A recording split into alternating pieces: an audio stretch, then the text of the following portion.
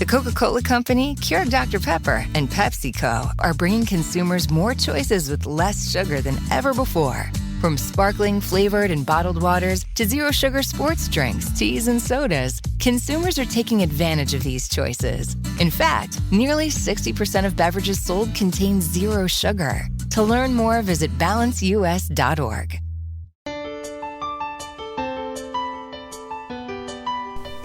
This is Dream Power Radio, the place where your dreams turn into reality.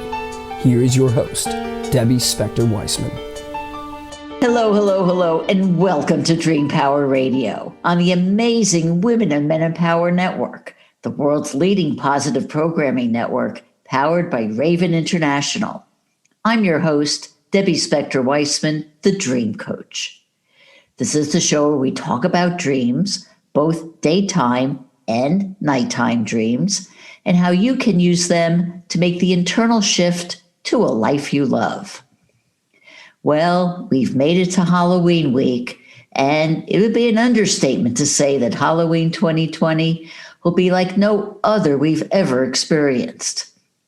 Trick-or-treatings had to be altered in new and inventive ways.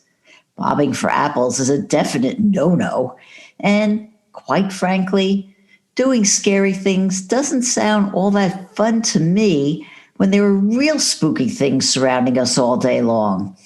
But pandemic or not, Halloween is the week when we pay special attention to the ghosts around us. Mexico even devotes a special day to it, Dia de los Muertos, or the Day of the Dead.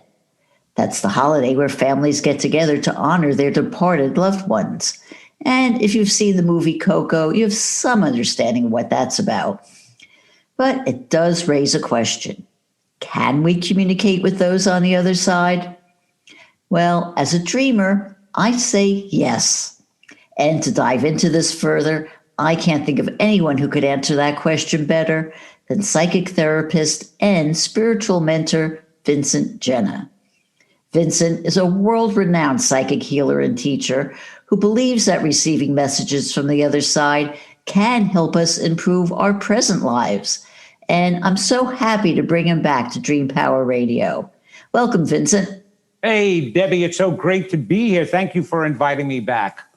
Oh, it's wonderful. Well, Vincent, tell me, is it true? Can we communicate with the dead? We have a hard enough time communicating with the living. You know what I mean, Debbie? You know, it's in one ear, out the other. They don't hear us or whatever. However, our deceased loved ones have their ears wide open for us, waiting to invoke them, either through calling them or through issues that we're having. But the answer to that question simply is absolutely we can communicate with them, and probably better with them than the living. Something might be true about that. That is for sure. Well, unfortunately, death has been around us all year with this pandemic, and it's been made crueler because so many people have been physically unable to say goodbye to close family members they've lost from this horrible disease. So I wonder, have you been approached by people who've lost loved ones from the pandemic about communicating with their departeds? Absolutely, many of them. And it's really so sad because they don't feel closure. They feel so bad that their deceased loved one had to die alone. And Elizabeth Kubler-Ross was a psychologist years ago. She's recently deceased. And she pioneered the understanding of death, dying, and bereavement for not only our culture, but also over through the whole world. They use her understanding. And her major research was all about what are our greatest fears about dying. And the number one fear that she came to understand is dying alone.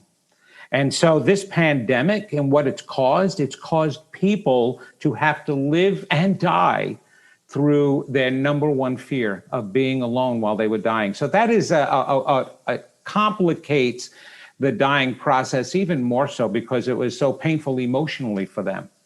I mean, it's hard enough under normal circumstances to be dealing with it. Right. Yeah. So tell me, when you do have a communication, is it for not only the living family members to get closure, but does the dying person get closure also? Oh, the dying person gets healing. Debbie, I mean, we were told about 2020 years ago that the kingdom of God or heaven is not a place. Don't look for it to be a place. It resides within us. So that means that you can make heaven here in the living physical world, or you can make heaven there in the spiritual realm, or you can make hell in both places. And when they cross over, it isn't what you hear, this hunky-dory, everybody's at peace now and floating on clouds with little wings, you know, and they're looking down at us saying, it's okay, they'll get it. They have to evolve to that, Debbie. So there's a lot of work on the other side. And so just think about this for a moment. You're a mother, you're a father, you're a husband, you're a wife, you're a brother, sister, whoever you are, and you pass. Now all of a sudden you see the big picture. There's nothing filtering that out. You see the big picture. And the first thing you do after you acclimate that you are no longer in a body and you're on the other side is, oh my gosh, what did I do down there? Holy moly. And all of that comes back to you and they feel bad. You keep your feelings with you. Now, the difference between here and there is over here, you're fortunate and blessed if you have a support network. Over there, it's nothing but a support network. So you've got your angels, you've got other deceased loved ones who are with you, you've got the God source, you've got ascended masters, all telling you it's okay. It's okay that maybe you made a lower choice. It's okay that maybe you didn't say I love you enough. It's okay that maybe you were emotionally or abusive in any way. It's okay. Over here, you can make up for that as long as you learn that those are lower choices. So you've got complete support over there, but don't kid yourself.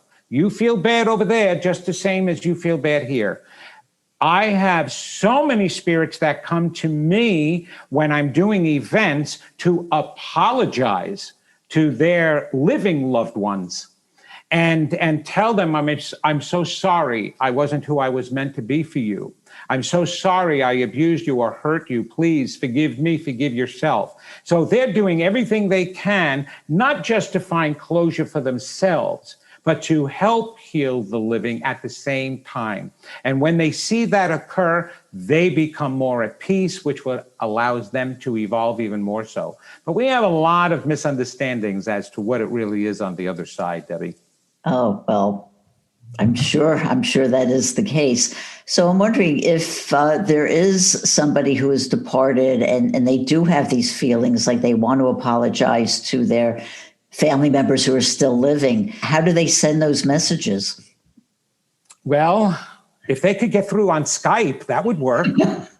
You know what I mean? But they come around and it's a lot of attention grabbing type of thing, because it totally depends upon the person down here, their belief systems, their filtration systems. We all have the ability to, number one, be psychic because we're intuitive, and that's the same thing, and to be mediums because we do see deceased. We do get those visions at the corner of our eyes, or the feeling that somebody that we know is in front of us or touching us, or we start remembering them out of the clear blue and feel their energy, but we immediately start chalking that off as a defense mechanism because it's the unknown for us, and we're fearful of that.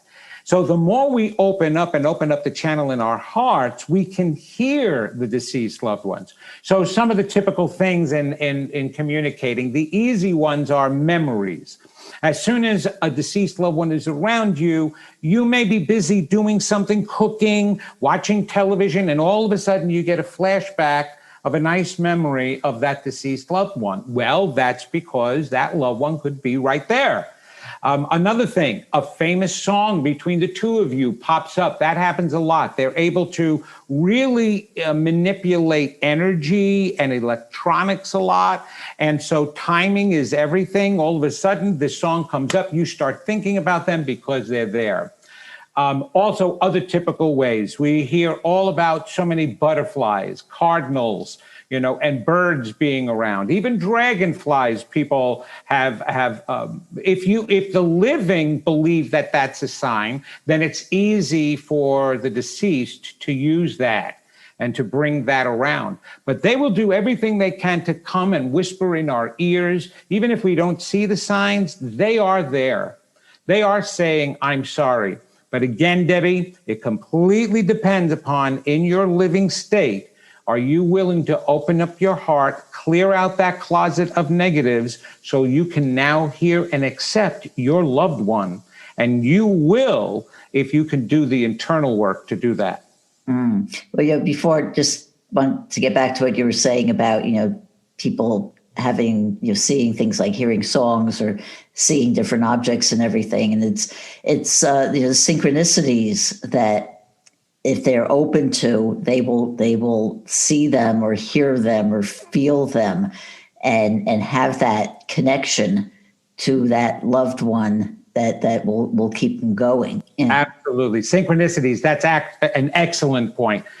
And if you put them together, you'll see that those pieces fall together, especially if they're sequential and like during the day, you happen upon, you're cleaning out your sock drawer and you happen upon an old card that you received from the deceased loved one. Okay, so maybe people will chalk that off as a coincidence. But then all of a sudden you go inside and on the radio is playing the song of that person. Okay, so now you had a card, now you find a song, and then all of a sudden you get a phone call and maybe it's from a relative who turns around and say, you know who I was thinking about today? I was thinking about Mom today. And you're like, oh, wow, I can't believe you said that. I found a card, heard her song, now you're telling me about Mom.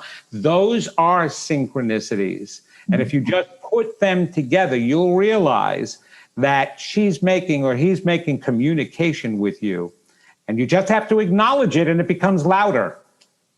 That's true. And I'm wondering, like we write wills, so you give, things to our descendants. And I'm wondering if maybe we should all write, synchronicity wills or something so that, we can tell when we're alive, we can tell our loved ones, well, when I depart, these are the things you should think of, you'll know I'm thinking of you, or things like that. Oh, absolutely. The first person to do that, Debbie, if you can recall history, Harry Houdini. Okay. He was one of the first that told his wife, because he researched all of this when his mother died. He was so close to his mother. He went from medium to medium, and the physical mediums back in those days. And there were a lot of charlatans, with the tambourine banging and the faces appearing and the lights flickering. That's physical mediumship. And that's what was famous back then. And so he went from one to another, and most of them were all charlatans. But he did believe that there was an afterlife and you can communicate. So he told his wife, here is the secret word. And if you ever hear the secret word from the medium, then you know I'm there. And of course, then he died. And what did his wife do? His wife went around from medium to medium, but unfortunately, nobody could ever find that word. So she never got that validation that he was really there. But yes, there you go. You can try that, certainly leave that around, but then it's determined as to the ability of the medium. And unfortunately, what everybody in the living has to understand, a spirit cannot put anything into the brain of the medium. They can only take out what's already in there. So in other words, whatever the medium's experiences are, whatever the knowledge the medium has, whatever is inside his or her brain, that's the energy and the tools that spirits on the other side manipulate to get out. For example, I had a father and a daughter come to me because they wanted to communicate with the son and the brother, okay? And so I felt him. I described him to a T, described him. Yes, that's exactly what he looked like. Yes, he had that scar. Yes, he had that tattoo. Okay. I described even that he loved motorcycles and he drove motorcycles. Yes. I described how he died. But they were looking for the title of a famous song for them that they the whole family used to listen to all the time and even play guitars to. They were waiting for me to come out with that song. And then they asked me for it. When I came out with everything else, that wasn't enough for them. They wanted that one identifying, phrase or song title, right? And so they asked me, you got to tell me, then we really believe it's him. It's a song that we all loved and liked. Can you tell us what that is? And I'm racking my brain. And the spirit on the other side is racking himself and his brain in order to try to feed it to me. And I'm like, I'm sorry, I can't get it. I said, what is it? And they named a song by Grateful Dead, the group. I was listening to Barry Manilow. I was a top 40s person, not a rocker. Grateful Dead I never liked. I didn't know even one of their songs, unless maybe I heard it. And they wanted me to come out with a title of a Grateful Dead song. I'm sorry, can't do it. It's not in here. They're not going to be able to bring it out. But everything else I brought out. So it's very funny. We have to be careful with those synchronistic wills, like you say, because the media may not be able to turn around and say, a Bobby Soxer from the 50s who loved Elvis's, song if they never heard them before. You know what I mean? Right. So on the other hand, if they were maybe more open themselves, perhaps they would be hearing that song all over the place. Yes. If they were definitely open, they would be, because that spirit would be playing it all the time. But unfortunately, even though grief is a normal human emotion, it actually shuts the channel.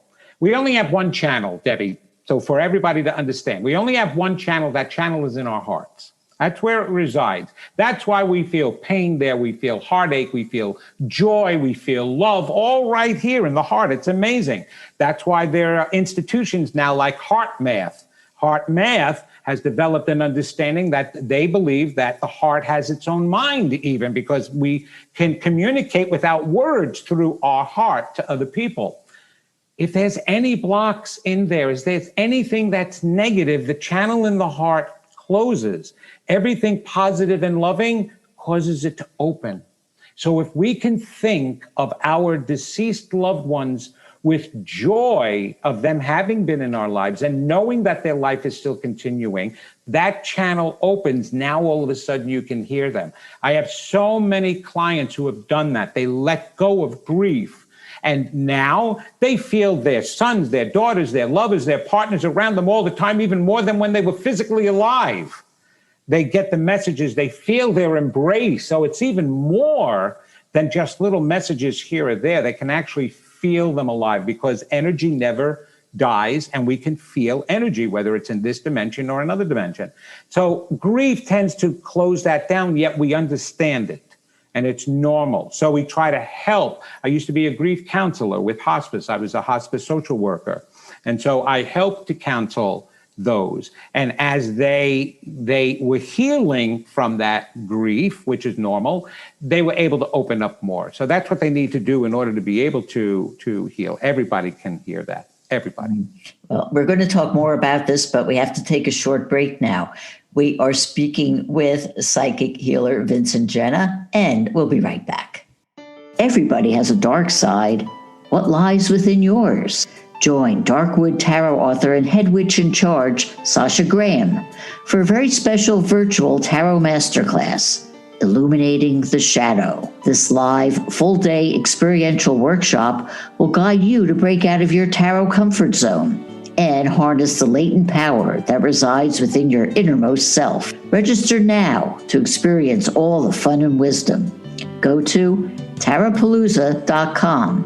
That's TAROTPALOOZA.com. Welcome back to Dream Power Radio with your host, Debbie Spector-Weissman. Yes, welcome back to Dream Power Radio. I'm your host, Debbie Spector-Weissman, and we're speaking about communicating with our departed loved ones with Vincent Genna. Well, Vincent, like you said, you have people come to you to help them have some closure with people they have lost. So can you walk me through like what happens when somebody comes to you and says, I want to get some message from my father who's passed away? Well, one of the first things I do is explain my process and my beliefs, because we want to be in the same ball field when we're doing this work. So they may have a preconceived idea on how it's going to work. Unfortunately, yes, there are well-known medium television shows, but what a lot of people don't understand is that's not how it works in real life. Those shows are produced.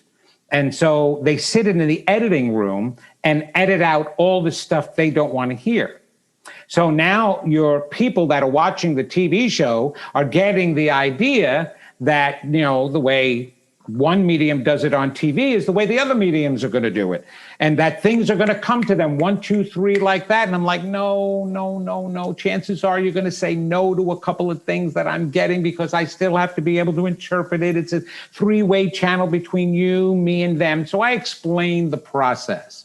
And I explained to them that it's not like that. It's not like chatting on iPhone and getting direct messages from them. It's not. I tell them that they use what's in my head, and then between us, we're trying to interpret what just came to me. Could be symbols. It could be literal or figurative in some way. So I set that precedent first and clear the playing field, shall we say, so that they have no preconceived ideas, at least. Then my process is centering myself and truly opening up my inner hearing. And usually what happens when a client comes to me, even before they're in front of me, I could be receiving some messages from deceased loved ones. Right? So, and this happens many times. So they're sitting in front of me and they say, we would like to connect. I say, stop. You want to connect to your brother? Is that it? Oh, yes. How did you know? Well, he's been talking to me before you even got here, so we can get right into it then. So that happens a lot for me. Especially if I'm doing gallery readings at an event for a whole bunch of people. Those spirits already know who's going to be in the audience because they see the past, present, and future on the other side there. We don't, because we have limitations here in this physical world purposely. So they know who's going to be at my event before I even know and before they even know. So they are here and they line up. So then I center myself to hear and see who is there first. Now, each medium has their own specialized ability, whether it is clairvoyance, where they know and see something, clairaudio, where they hear, clairsentient, where they can smell or feel. So there's all different clairs. Well, like the hair color, I'm clairol. Okay, so I can do that because I've been doing this for 37 years. So I've been trying to perfect or open up even more of my senses to make it easier for me to receive. So I sit there, and it really is all about intention. Your thoughts focus your energy. So good thoughts, focus it in a positive way. Negative thoughts, focus your energy in a negative way. That's why it's so important to think correctly. So the moment I set my intention to communicate with a spirit that's going to help this person sitting in front of me, that starts sending out the wave. So if they don't have anybody intentional they want to talk with, I send out a general wave, okay?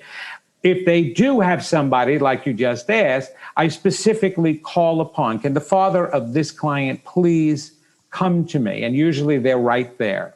And let me hear what's going to be in the best and highest interest of your daughter sitting in front of me. And I thank you for sharing with me.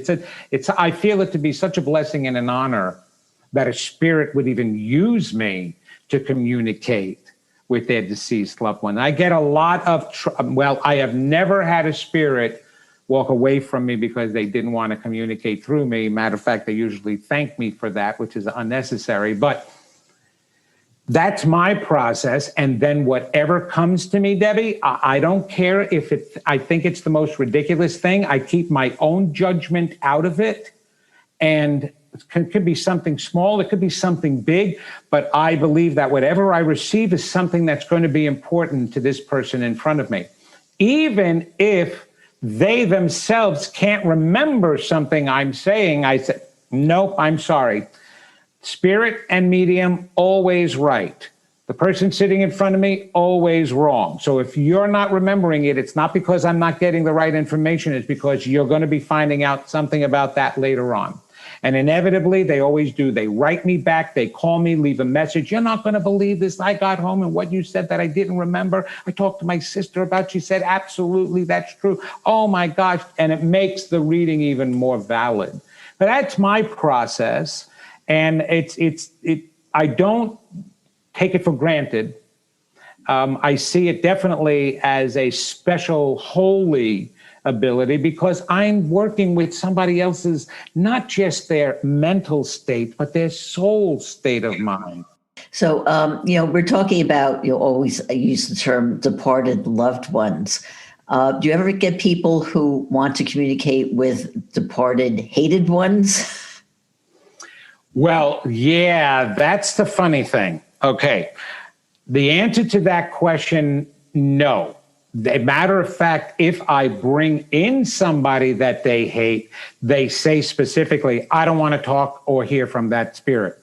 And so if they come to me, I have to honor that they're coming to me for a reason. And maybe for your human conscious mind, you're having a hard time, but your soul and unconscious mind wants this communication. Otherwise, they wouldn't be here. So I always, explain to them, wait, just understand something. They've changed on the other side.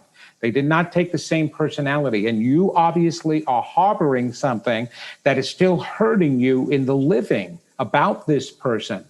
Let's see if we can make a link here and heal that in any way. What do you say? You want to go with it? And it really, I've never said anybody say, no, send them away. They've all said, okay. And they start out with, and they end and leave with, I'm so glad we did this. I can finally release that now. It really does take something as simple in the living or in the deceased. I'm sorry I hurt you. I truly am sorry that I caused that to you. Now, I know that doesn't change any of your experience, but maybe in some way it'll relieve something from your heart to know I was wrong and you were not. That does something, Debbie, to us, As a matter of fact, that's all we want to hear. We want to hear a simple apology. We want to hear that the other person wasn't wrong, that you might have made lower choices, And it goes so far in healing, it's unbelievable. And, it goes back to what you said right at the beginning, where when people cross over, they may come to those realizations after the fact. And this is their chance to, in effect, make amends. It is. And I know there is an attitude of, oh, sure, now you want to apologize because now you feel bad. What is God threatening to send you to hell unless you apologize? You get that attitude too. But when it's heartfelt, and that's the one thing that I feel very blessed about, I'm able to bring that spirit in so strong that it's almost as if they're alive again because my clients sitting in front of me feel them. So therefore, when they're making the apology, there's no more of those defense mechanisms shielding them out. They feel that the apology is true and real. And that is the healing part. That is the healing part. Well, Vincent, I have so many more questions, but we're just about out of time. I just have one final question. How can people find out more about you and your work? If they go to my website at vincentgenna.com, and that's with the Genna, that's going to link them everywhere else. My Facebook page, my Unity online radio show that I do on Wednesdays at 12 p.m. Eastern time, all the events that I'm doing, my classes, online classes, my live events. So go to my website. Wonderful. Well, Vincent, thank you so much for being on Dream Power Radio today. We've been speaking with psychic therapist Vincent Genna. I hope you've enjoyed today's program. Until next time, this is Debbie Spector-Weissman saying, sweet dreams, everybody. You've been listening to Dream Power Radio with your host, Debbie Spector-Weissman. For more information on Debbie or to sign up for her newsletter, go to dreampowerradio.com.